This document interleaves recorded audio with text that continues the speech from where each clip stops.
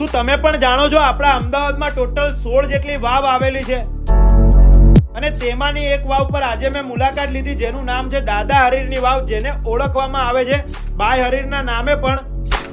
આ વાવનો ઇતિહાસની વાત કરું તો 1499 માં બાંધકામ શરૂ થયું હતું અને 15મી સદીમાં બાંધકામ પૂર્ણ થયું હતું. એ ટાઈમમાં આ વાવનો ઉપયોગ કરવામાં આવતો હતો ચોખ્ખું પાણી સંગ્રહ કરવા માટે.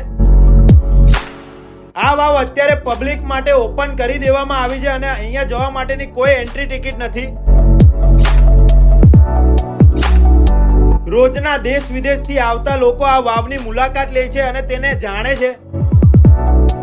અને અહીંયા તમને 5 માળ ઊંડી વાવ જોવા મળશે, સાથે સાથે સંસ્કૃત લિપિમાં લખાણ પણ જોવા મળવાનું છે અને એ ટાઈમના શિલ્પકારોના જે કલા હતી એ પણ તમને જોવા મળવાની છે.